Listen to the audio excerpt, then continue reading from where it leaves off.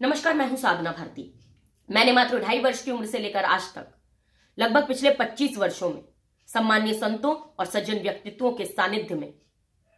आध्यात्मिक, सामाजिक और राजनीतिक क्षेत्रों के मंचों से हजारों जनसभा और रैलियों को संबोधित करते हुए सनातन के सर्वोच्च सिद्धांत और सनातन के सर्वोच्च संस्कार वसुधैव कुटुंबकम का सदैव शंखनाद किया है। वसुधैव कुटुंबकम में साधना भारती की अटूट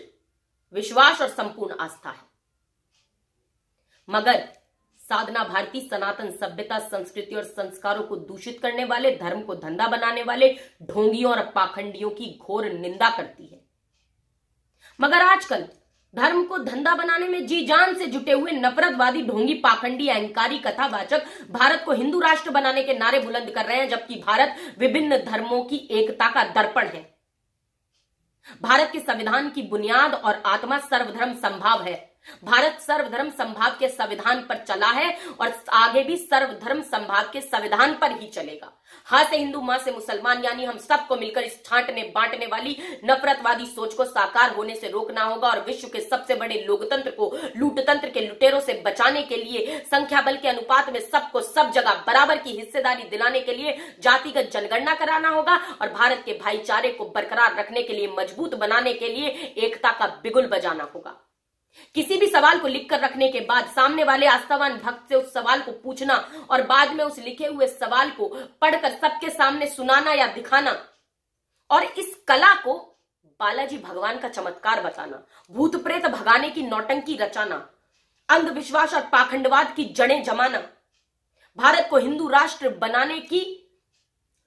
प्रायोजित पॉलिटिकल प्रोपोगेंडा फैलाना,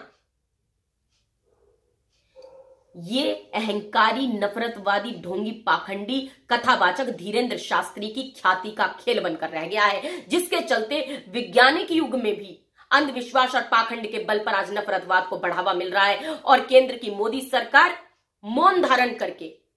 ढोंगी और पाखंडियों के हौसलों को हवा देने का काम कर रही है। आए दिन भाजपा के शासन और प्रशासन के मंत्री संतरी बड़बोले अहंकारी कथावाचक धीरेन्द्र शास्त्री का गुणगान करने में जी जान से जुट गए हैं, महिमा मंडन करने में जी जान से जुट गए हैं। किसी सवाल को पूछने से पहले उस सवाल को लिखकर रख लेना कोई चमत्कार नहीं है। हाँ, ये एक बेहतरीन कला है जिसका प्रदर्शन एक सनातनी हिंदू बेटी और कुशल कलाकार सुहानी शाह ने टेलीविजन के न्यूज चैनलों के माध्यम से सबके सामने प्रदर्शित करके दिखाया। सुहानी कला को कला कहती हैं, छुपा विज्ञान जो भी हो न सिद्धि मंत्र कहती हैं। दुर्गा देवी या बालाजी के नाम पर वो अंधविश्वास नहीं फैलाती, पाखंडवाद नहीं फैलाती, धर्म को धंधा नहीं बनाती। अहंकारी कथावाचक धीरेन्द्र शास्त्री की भांति भारत को हिंदू राष्ट्र बनाने का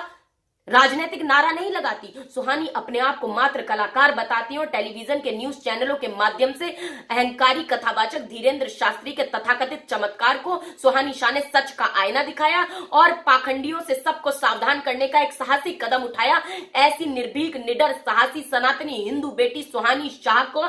मोदी सरकार को सम्मान करना चाहिए और अगर सुहानी शाह को किसी ढोंगी और पाखंडी से खतरा बना हुआ हो तो सुहानी शाह को मोदी सरकार को सरकारी सुरक्षा भी प्रदान करनी चाहिए। अमर्यादित, अभद्र, अशोभनीय भाषा का अनुसरण और आचरण करने वाले, अंधविश्वास को, पाखंड को बढ़ावा देने वाले, एक भरे पंडाल में व्यासपीठ पर बैठकर किसी के डीएनए पर प्रश्न उठाने वाले, किसी को भी ठटरी बनाने का, मसलने का कुवचन सुनाने वाले, महिलाओं की चूड़ियों को कायरता का आभूषण बताने वाले,